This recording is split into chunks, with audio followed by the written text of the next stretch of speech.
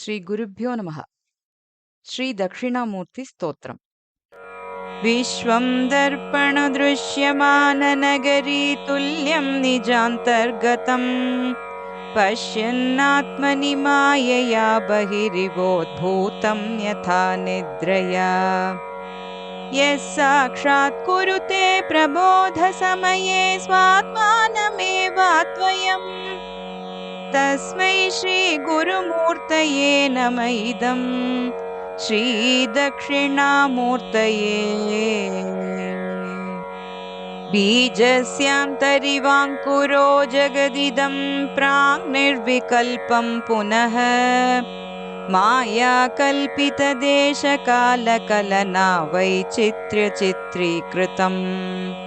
मायावीव विजृम्भयत्यपि महायोगी वयस्वेच्छया तस्मै श्रीगुरुमूर्तये नमः इदं श्रीदक्षिणामूर्तये।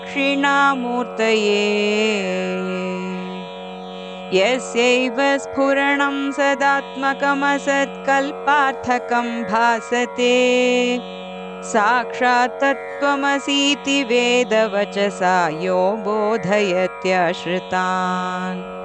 यत् साक्षात्करणात् भवेन्न पुनरावृत्तिर्भवाम्भोनिधौ तस्मै श्रीगुरुमूर्तये नमः इदं श्रीदक्षिणामूर्तये। नानाच्छिद्रघटोदरस्थितमहादीपप्रभाभास्वरम् ज्ञानं यस्य तु चक्षुरादिकरणद्वारा बहिः स्पन्दते।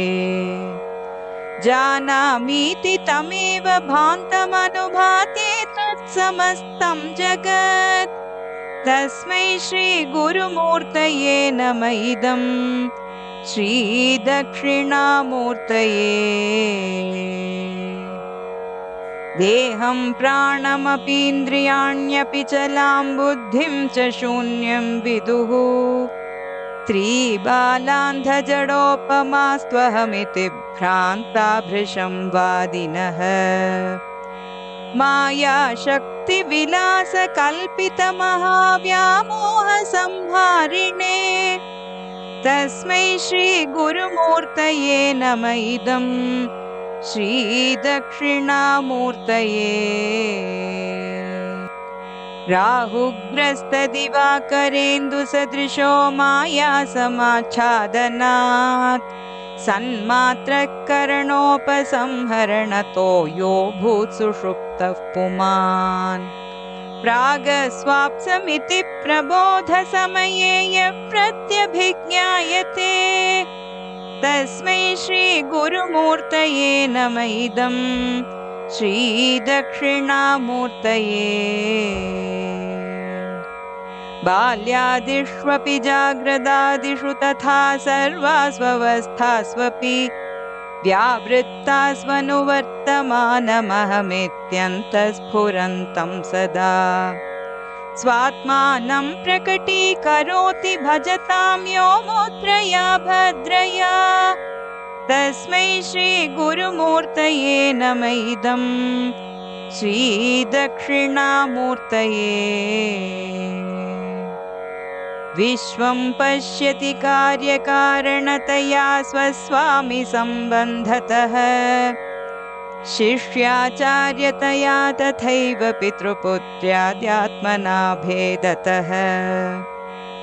स्वप्ने जागृति वा य एष पुरुषो माया परिभ्रामितः तस्मै श्रीगुरुमूर्तये नमः इदं श्रीदक्षिणामूर्तये।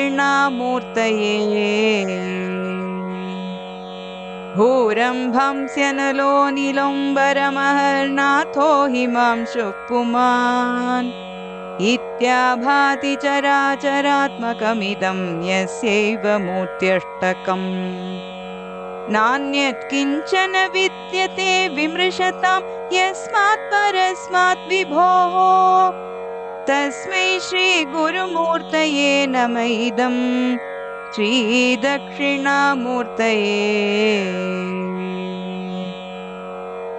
सर्वात्मत्वमिति स्फुटीकृतमिदं यस्मादमुष्मिंस्तवे तेनास्य श्रवणात् तदर्थमननात् ध्यानात् च सङ्कीर्तनात् सर्वात्मत्वमहाविभूतिसहितं स्यादीश्वरत्वं स्वतः सिद्ध्येतत् पुनरष्टधा परिणतं चैश्वर्यमव्याहतम्. ஸ்ரீ தட்சிணாமூர்த்தயே நமः. ஆதிசங்கரர் அருளி செய்த இந்த தட்சிணாமூர்த்தி ஸ்லோகத்துல 10 ஸ்லோகங்கள் இருக்கு. அத்வைத சித்தாந்தத்தோட தாத்பரியத்தை போதிக்கிறதா இருக்கு. ரொம்ப எளிமையான முறையில சிவபெருமானோட ஒரு வடிவமான தட்சிணாமூர்த்தி அப்படிங்கிற கடவுளை வழிபடுற ஸ்லோகமாவும், மேலும் நம்மளோட குரு அத்தனை பேரையும் கடவுளாகவே பார்த்து அந்த தட்சிணாமூர்த்தி ரூபமாவே பார்த்து அவளுக்கு நமஸ்காரம் பண்ற மாதிரியும் இந்த ஸ்லோகம் அமைஞ்சிருக்கு. அந்த தட்சிணாமூர்த்தி ஸ்லோகத்தோட அர்த்தத்தை இப்போ நம்ம பார்ப்போம். முதல் ஸ்லோகம். விஸ்வம் தர்ப்பண திருஷ்யமான நகரீ துல்லியம் நிஜ அந்தர்கதம் பஷ்யன் ஆத்மனி மாயையா பகிஹி இவ உத்பூதம் யதா நித்ரயா யஹ சாக்ஷாத் குருதே பிரபோத சமயே ஸ்வ ஆத்மானம் ஏவ அத்வயம் தஸ்மை ஸ்ரீ குரு மூர்த்தயே நமஹ இதம் ஸ்ரீ தக்ஷிணா மூர்த்தயே. விஸ்வம், இந்த விஸ்வமானது தர்ப்பண திருஷ்யமான நகரி துல்லியம். ஒரு தர்ப்பணம், தர்ப்பணம்னா கண்ணாடி, மிரர். அந்த மிரர்ல பார்க்கக்கூடிய திருஷ்யமான நகரி துல்லியம். ஒரு ஏதாவது ஒரு நகரத்தை ஒரு மிரர்ல பார்த்தோம்னா ரிஃப்ளெக்ஷன் இருக்கு இல்லையா? ஸோ அந்த மாதிரி தான் இந்த உலகமானது ஒரு ரிஃப்ளெக்ஷன். It's not real. நிஜ அந்தர்கதம் பஷ்யன் ஆத்மனி மாயையா. ஆத்மனி பஷ்யன், நம்மளுக்கு உள்ளேயே நம்ம மாயையா ஒரு மாயையினால பாக்குறோம். எதை அப்படின்னா நிஜ அந்தர்கதம், நம்மளுக்குள்ள இருக்கிற பகிஹீவ உத்பூதம் யதா நித்ரையா. அதாவது ஒரு தூங்கும் பொழுது ஒரு கனவு வருது இல்லையா, ட்ரீம்ஸ். அந்த ட்ரீம்ஸ் நமக்கு உள்ள வருது. ஆனா அதை நம்ம வெளியில தான் அதை பாக்குறதா நினைச்சுக்கிறோம். யதா நித்ரையா அப்படின்னா தூக்கத்தின் பொழுது. தூக்கத்தின் பொழுது எப்படி நம்ம பாக்குறோமோ அதே மாதிரிதான் இதுவும். இது அது வேற இது வேற இல்ல, ரெண்டும் ஒண்ணுதான் அப்படின்னு சொல்லிட்டு யஹ சாக்ஷாத் குருத்தே, யார் ஒருவர் பிரபோத சமயே ஸ்வ ஆத்மானமேவ அத்வயம் இது சாக்ஷாத் குருத்தே. இப்ப நம்ம பாக்குறது கனவு வேற நனவு வேற. முழிச்சுண்ட உடனே ஓ அது கனவு அப்படிங்கிறது நம்மளுக்கு தெரிய வருது இல்லையா? அதை அவர் காட்டி கொடுக்கிறார். பிரபோத சமயே, முழித்து கொண்டு இருக்கும் பொழுது, விழிப்பு நிலையில் ஸ்வ ஆத்மானமேவ அத்வயம், அது எல்லாம் உனக்கு உள்ள இருக்கிறது தான், நீ வேற அது வேற இல்ல. துவயம் அப்படின்னா இரட்டை, அத்வயம் அப்படின்னா ரெண்டும் வேறல்ல, ஒன்றேதான் அப்படின்னு யார் காட்டி கொடுக்கிறாரோ தஸ்மை ஸ்ரீ குரு மூர்த்தையே, அந்த குரு என்ற மூர்த்தி வடிவத்தில் உனக்கு காட்டி கொடுக்கிற அந்த தட்சிணாமூர்த்திக்கு என்னுடைய நமஸ்காரங்கள் அப்படிங்கிறது தான் இந்த முதல் ஸ்லோகத்தோட அர்த்தம். அதாவது இந்த நம்ம பார்க்கக்கூடிய இந்த உலகம் அது ஒரு நகரத்தோட கண்ணாடி பிம்பம் போல இருக்கு. அது உண்மையானதே அல்ல, மாயையினால தோன்ற எண்ணங்களோட பிரதிபலிப்பு தான் அது. தூங்குறப்ப நம்மளுக்கு உள்ளுக்குள்ள தோன்ற கனவு அப்படிங்கிறது எப்படி வெளியில நடக்கிற மாதிரி நம்ம பாக்குறோமோ, ஆனா ரெண்டும் ஒண்ணுதான் இல்லையா? மனசுக்குள்ள என்ன தோன்றதோ அதுதான் நம்மளுக்கு வெளிப்படுத்துறது. அது ரெண்டும் ஒண்ணுதான்.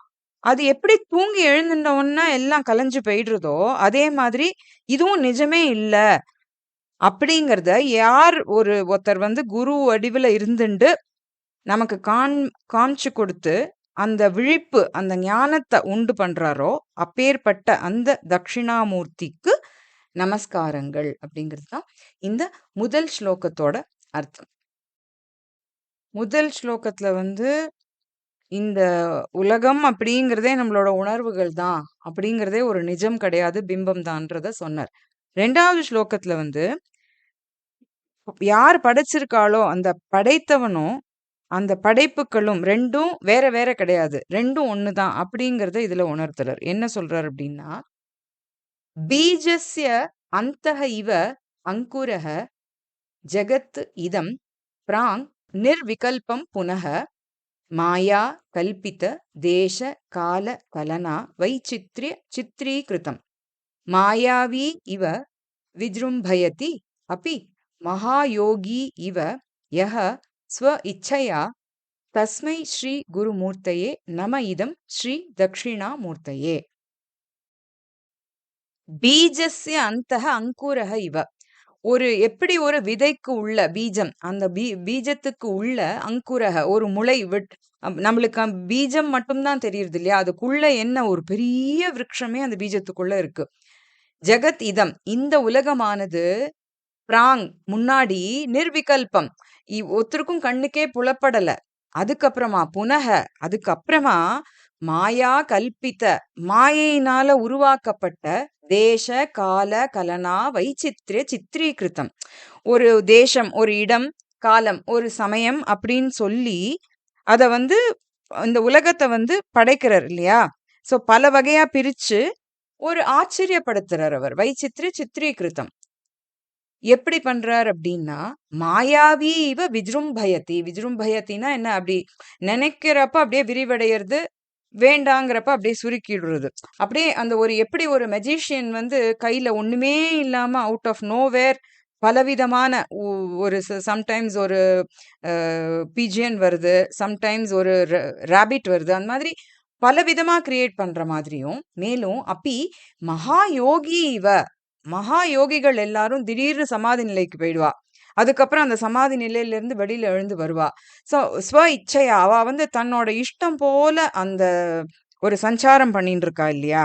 அந்த மாதிரி இவர் படைப்பு அப்படிங்கறது அந்த பீஜத்துக்குள்ள இருக்கிறத ஒரு வெளியில ஒரு விருட்சம் மாதிரி படைத்து ஒரு ஆச்சரியத்தை கொடுக்கிறார். அப்பேற்பட்ட அந்த குருமூர்த்தியான தட்சிணாமூர்த்திக்கு நமஸ்காரங்கள் அப்படிங்கிறது தான் 2வது ஸ்லோகத்தோட அர்த்தம். அதாவது எப்படி ஒரு விதைக்குள்ள ஒரு பெரிய விருட்சமானது அந்த விருட்சம் வெளியில வரத்துக்கு முன்னாடி அந்த விதைக்குள்ள ஒளிந்து கொண்டு இருக்கோ, அதே மாதிரி இந்த உலகம் அப்படிங்கிறது கண்ணுக்கு தெரியாம இருந்துட்டு. அப்புறமா அத மாயையினால அந்த உலகத்தை காலத்தினாலையும் இடத்தினாலையும் பல வகையா படைச்சு ஒரு ஆச்சரியத்தை அடைய வைக்கிறார்.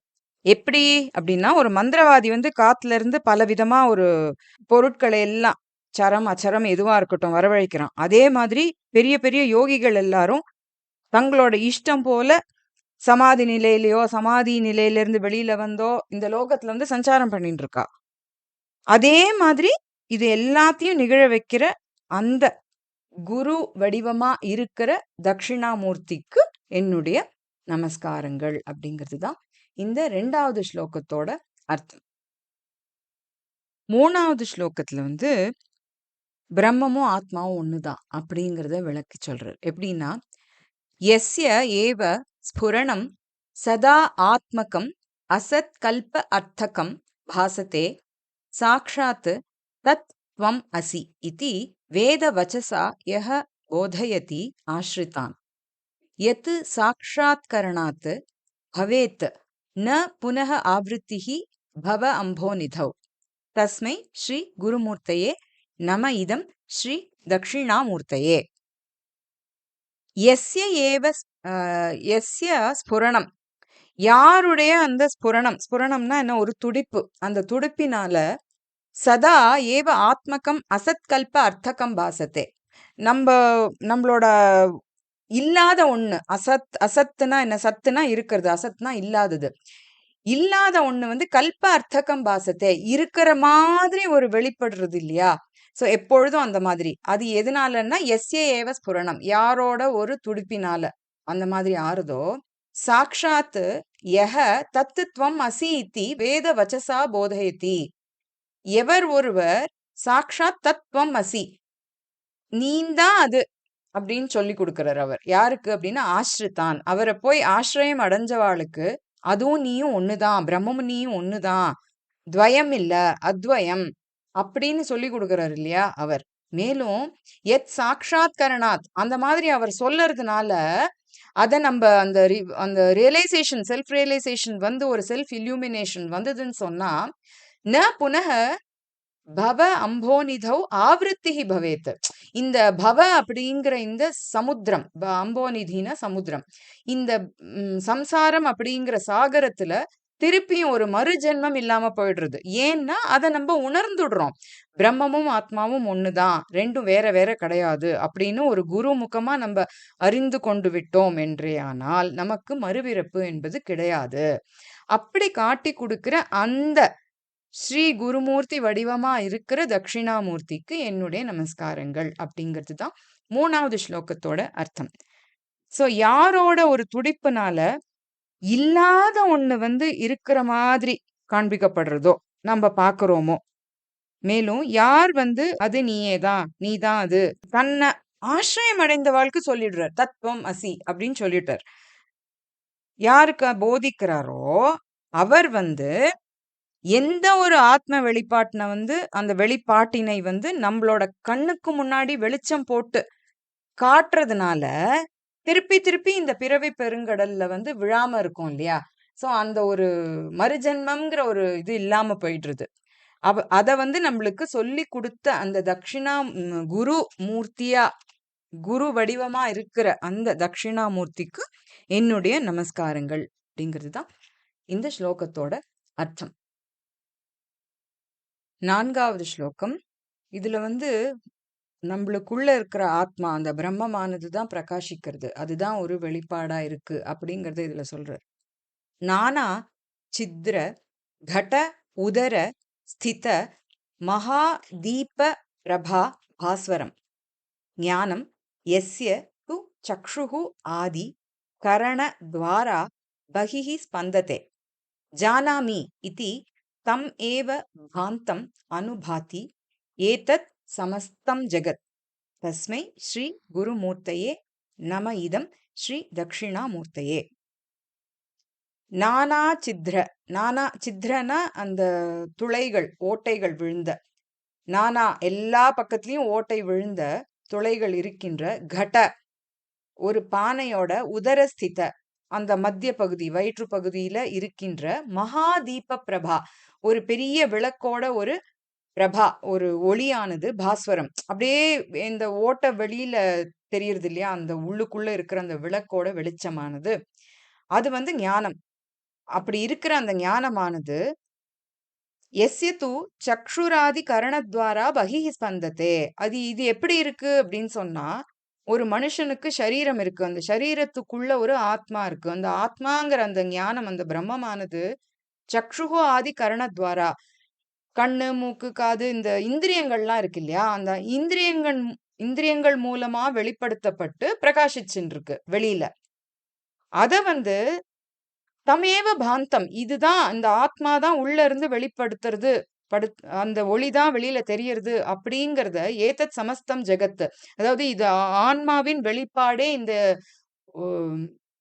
சமஸ்தம் ஜெகத் அப்படிங்கறத அறிந்துண்டு தமேவ பாந்தம், அந்த பிரம்மம் தான் உள்ள இருந்துட்டு இந்த ஒளி கொடுக்கறது அப்படிங்கறத அறிய வைக்கிறார் இல்லையா. அப்பேற்பட்ட அந்த குரு வடிவா இருக்கிற ஸ்ரீ தட்சிணாமூர்த்திக்கு என்னுடைய நமஸ்காரங்கள்ங்கிறது தான் 4வது ஸ்லோகத்தோட அர்த்தம். சோ யாரோட ஞானமானது நல்ல துளைகள் நிறைந்த, நிறைய துளைகள் நிறைந்த ஒரு பானையோட உள்ள வைக்கப்பட்டிருக்கிற விளக்கோட ஒளியானது எப்படி அந்த துளைகள் மூலமா வெளியில வந்து பிரகாசிக்கிறதோ, அதே மாதிரி நம்மளோட சரீரத்துக்குள்ள இருந்துண்டு அந்த கண்கள் முதலான இந்திரியங்கள் மூலமா அந்த ஞானம் வந்து பிரகாசிச்சு இந்த என்டையர் ஜெகத்தும் அந்த உள்ள இருக்கிற ஒளி அதோட வெளிப்பாடு தான் அப்படிங்கறத உணர்த்துறாரு இல்லையா. அந்த உணர்த்துற அந்த குரு வடிவமா இருக்கிற தட்சிணாமூர்த்திக்கு என்னுடைய நமஸ்காரங்கள் அப்படிங்கிறது தான் 4வது ஸ்லோகத்தோட அர்த்தம். 5வது ஸ்லோகத்துல எப்படி வந்து ஒரு ரொம்ப ஒரு அறிந்து கொண்டு இருப்பவா கூட, அறிஞர்கள் கூட எப்படி ஒரு ஒரு மாயையினால ஆட்கொள்ளப்பட்டிருக்காங்கிறத சொல்ற. தேகம் பிராணம் பி இந்திரியாணி அப்பி சலாம் புத்திம் ச சூன்யம் விதுஹு. ஸ்திரீ பால அந்த ஜட உபமாக து அகம் இதி பிராந்தாக பிருஷம் வாதினக மாயா சக்தி விலாச கல்பித மகா வியாமோக சம்ஹாரிணே தஸ்மை ஸ்ரீ குருமூர்த்தையே நம இதம் ஸ்ரீ தக்ஷிணாமூர்த்தையே. தேகம் இந்த சரீரம், பிராணம் அந்த சரீரத்துல ஓடின்னு இருக்கிற பிராணம், இதுவும் கூட, மேலும் இந்திரியாணி அப்பி அனைத்து இந்திரியங்களும் கூட, மேலும் சலாம் புத்திம். சலாம் புத்திம்னா என்ன? எப்பொழுதும் ஒரு நிலையற்ற புத்தி, இங்கேயும் அங்கேயும் சஞ்சலமாவே இருக்கு இல்லையா, அந்த மாதிரி ஒரு புத்தி, அதுவும் மேலும் சூன்யம். சூன்யம்னா என்ன? ஒரு எதுவுமே இல்லாத ஒரு வெற்றிடம்னு வச்சுக்கலாமே, அந்த சூன்யமும் விதுகு அறிந்தவர்கள். ஸ்திரீ பால அந்த ஜட உபமாக. ஸ்திரீ ஒரு தன்னை வந்து நான் வந்து ஒரு பெண் அப்படின்னோ, நான் ஒரு குழந்தை அப்படின்னோ, நான் ஒரு அந்தன் ஒரு குருடன் அப்படின்னோ, நான் ஒரு ஜடம் அப்படின்னோ, உபமாக தூ அகம் இதி, இது எல்லாமே நான் தான் அப்படின்னு பிராந்தாக ஒரு மயக்கம் அடைஞ்சு வாதினக பிரிஷம் ரொம்ப ஆர்கியூமெண்ட்ஸ் பண்றா. நான் தான் அது, நான் தான் இந்த பொண்ணு, நான் தான் இந்த குழந்தை, நான் தான் நான் தான் நான் தான் அப்படின்னு சொல்லிட்டு இருக்கா. அந்த நாங்கிறதே கிடையாது அப்படிங்கிறது தான் இவர் சொல்றார். இது எதனால உண்டாருது அப்படின்னா, மாயா சக்தி விலாச கல்பித்த மகா வியாமோக சம்ஹாரினை, இது எல்லாமே ஒரு மாய சக்தியினாலதான் உண்டாருது. அந்த ஒரு மாய சக்தியோட விலாசத்தினால கல்பித்த உண்டாகிற மகா வியாமோகம் இது. சோ அந்த வியாமோகத்தை சம்ஹாரினே அழிக்கிறாரு இல்லையா, அந்த வியாமோகத்தை அழிச்சு, இது எதுவுமே வேற வேற கிடையாது, எல்லாம் உனக்குள்ளேயே இருக்கிற அந்த ஆத்மாதான், நீதான் அந்த பிரம்மம் அப்படின்னு உணர்த்துறாரு இல்லையா. அப்பேற்பட்ட அவருக்கு, அந்த ஸ்ரீ குருமூர்த்திக்கு, குருவாக இருந்து உணர்த்துகின்ற அந்த தட்சிணாமூர்த்திக்கு என்னுடைய நமஸ்காரங்கள் அப்படிங்கிறது தான் 5வது ஸ்லோகத்தோட அர்த்தம். 6வது ஸ்லோகம். இதுல வந்து எப்படி ரொம்ப ஒரு டீப் ஸ்லீப்ல இருக்கும் பொழுது நம்ம என்ன மாதிரி ஒரு ஒரு நிலைய அடையறோம் அப்படிங்கிறத வச்சு இந்த பேராகிராஃப்ல கம்பேர் பண்ணி சொல்லியிருக்கார்.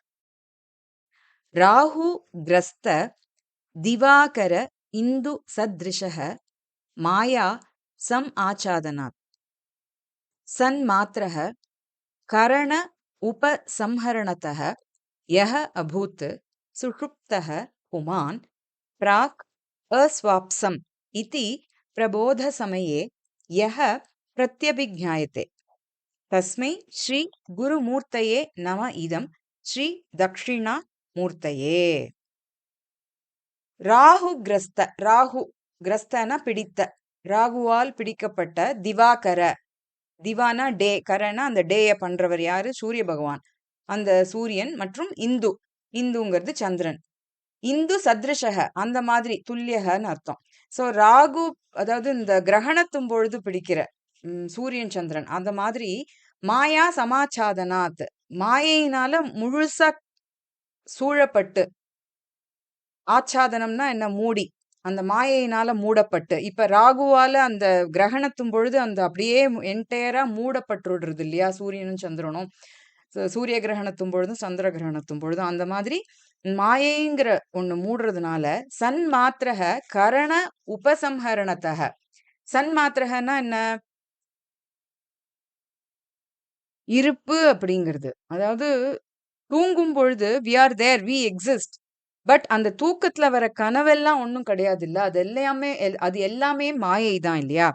சோ எல்லாமே சன் மாத்திரக கரண உபசம்ஹரணாத், அந்த கரணங்கள் இந்திரியங்கள் எல்லாமே வந்து ஒரு இயல்பு இல்ல, அதாவது ஒரு அதோட வேலையெல்லாம் எதுவும் செய்யாம இருக்கிறதுனால வந்து இருக்கும், ஆனா அந்த நடப்பு எதுவுமே இல்ல அப்படிங்கிறது தெரியறது நம்மளுக்கு.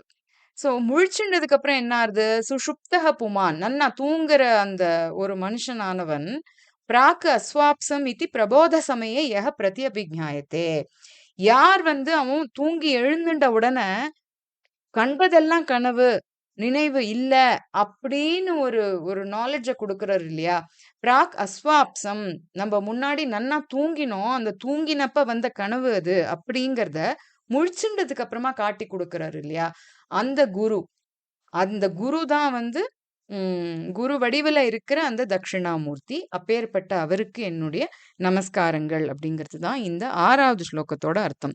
எப்படி வந்து ஒருத்தன் வந்து இந்திரியங்கள் எல்லாமே சுருங்கி போய் இருக்கிற நிலையில, சுருங்கினா என்ன? அதோட வேலைகளை செய்யாம ஒரு நிலையில இருக்கும் பொழுது இருக்கிறதுங்கிறது இருக்கு. ஏன்னா அவன் இருக்கான். பட் தூங்கின்னு இருக்கான். எப்படி இருக்கு இது அப்படின்னு சொன்னா, ஒரு ராகுனால மறைக்கப்படுற சூரியனோட, சந்திரனோட நிலை எப்படி இருக்கோ அந்த மாரி தான். அந்த கிரகணம் முடிஞ்ச அப்புறம் அப்படியே ஃபுல்லா தெரியறது இல்லையா? அந்த மாயைங்கிறது போயிடுறது. அந்த மறைவுங்கிறது போயிடுறது. அப்புறம் வி ஆர் ஏபிள் டூ சீ. அதே மாதிரி இந்த தூக்கம் அப்படிங்கிற மாயை போனதுக்கு அப்புறம் விழிப்பு நிலை வருது இல்லையா? அந்த ஞானம்ங்கிறது தான் அந்த விழிப்பு நிலை. அந்த ஞானம் ஏற்படுறது இல்லையா? அந்த ஞானத்தை ஏற்படுத்துறது யாரு? அந்த மாயையை அகற்றி அந்த விழிப்பு நிலையை ஏற்படுத்துற அந்த குரு அப்படிங்கிற தட்சிணாமூர்த்திக்கு என்னுடைய நமஸ்காரங்கள் அப்படிங்கிறது தான் இந்த 6வது ஸ்லோகத்தோட அர்த்தம்.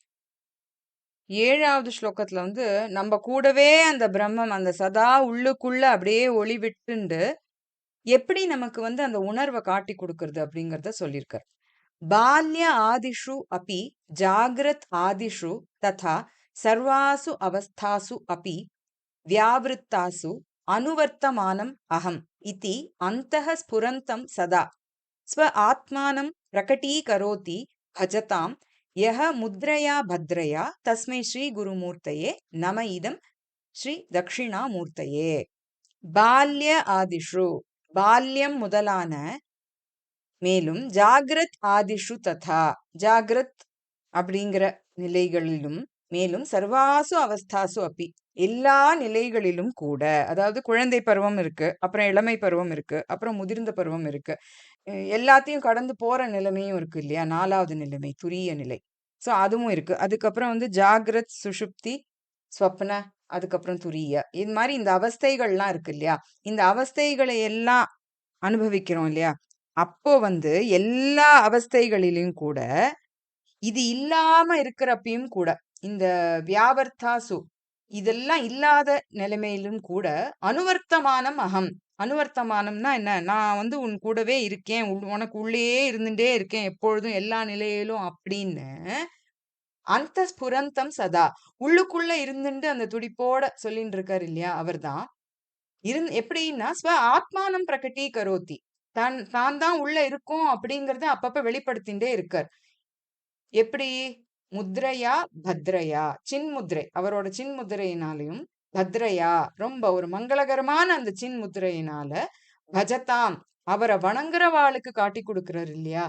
அந்த குரு வடிவமா இருக்கிற தட்சிணாமூர்த்திக்கு என்னுடைய நமஸ்காரங்கள்ங்கிறது தான் இந்த ஸ்லோகத்தோட அர்த்தம். அதாவது குழந்தை பருவம், இளமை பருவம், அப்புறம் வயது முதிர்ந்த பருவம், அதுக்கப்புறம் இந்த விழிப்பு, கனவு, உறக்கம், அந்த மாதிரி எல்லா நிலைகளிலேயும் இந்த நிலைகள்லாம் இல்லாத நிலையிலையும் நான் வந்து எப்பொழுதும் உனக்குள்ள இருந்துட்டு ஒளிர்ந்து கொண்டு நாட் ஒளிஞ்சு கொண்டு ஒளிர்ந்து கொண்டே இருக்கேன் அப்படின்னு தன்னோட மங்களகரமான ஒரு சின்முத்திரையினால தன்னை வெளிப்படுத்தின்னு இருக்காரு இல்லையா? அப்பேற்பட்ட குரு வடிவமா இருக்கிற தட்சிணாமூர்த்திக்கு என்னுடைய நமஸ்காரங்கள் அப்படிங்கிறது தான் இந்த 7வது ஸ்லோகத்தோட அர்த்தம். 8வது ஸ்லோகம். விஸ்வம் பஷ்யதி कार्य कारणतया स्वस्वामी संबंधतः शिष्य आचार्यतया तथा एव पितृ पुत्र आदि आत्मना भेदतः स्वप्ने जागृति वा यः एषः पुरुषः माया परिभ्रामितः तस्मै श्री गुरुमूर्तये नम इदं श्री दक्षिणामूर्तये. யாரு யஹ விஸ்வம் பஷ்யதி இந்த உலகத்தை வந்து பார்க்க வைக்கிறார். என்ன அப்படின்னா மாயையினால காரிய காரணத்தையா ஒரு காரிய காரணத்தினால ஸ்வ சுவாமி சம்பந்தத்தை ஸ்வ அப்படின்னா செல்ஃப், சுவாமி அப்படின்னா அந்த செல்ஃபோட ஒரு எஜமானர், தன்னை தனியாவும் தன்னோட எஜமானரை தனியாவும், மேலும் சிஷ்ய ஆச்சாரியத்தையா டீச்சர் அண்ட் ஸ்டூடெண்ட். ஸோ இவர் சிஷ்யர் இவர் ஆச்சாரியர் அப்படின்னு வேறுபாடு படுத்தி, மேலும் ததாயேவ பித்ரு புத்திர ஆதி இது அப்பா இது மகன் அப்படி அப்படின்னு ஆத்மனா பேதத்தக தன்னை விட தனிப்பட்டு நான் வேற அந்த ஆத்மா வேற அப்படின்னு ஒரு பேதம் காட்டி பிரிச்சு ஸ்வப்னே ஜாகிரதி வா அது தூக்கத்திலயா இருக்கட்டும் இல்ல விழிப்பு நிலையிலயா இருக்கட்டும் இந்த பரிபிராமித்தக இந்த மாயாவினால உழல வைக்கிறார் இல்லையா நம்மள, இது ரெட்டையா காமிச்சு பேர்பட்ட அந்த குருவான இப்படி ரெட்டையா காமிச்சு ஒன்னையே ரெண்டா பார்க்க வைக்கிற அந்த மாயையை உருவாக்கின அந்த ஸ்ரீ குருமூர்த்தி வடிவமா இருக்கிற தட்சிணாமூர்த்திக்கு என்னுடைய நமஸ்காரங்கள். அதாவது எந்த ஒரு புருஷனானவர் மாயையால சூழ வைக்கப்பட்டு காரிய காரணத்தினால தான் அப்படின்னும் எஜமானன் அப்படின்னும் குரு அப்படின்னும் சிஷ்யன் அப்படின்னும் தந்தை அப்படின்னும் மகன் அப்படின்னும்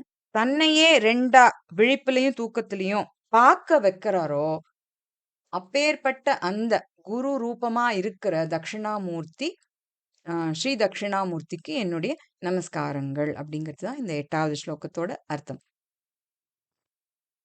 9வது ஸ்லோகம்.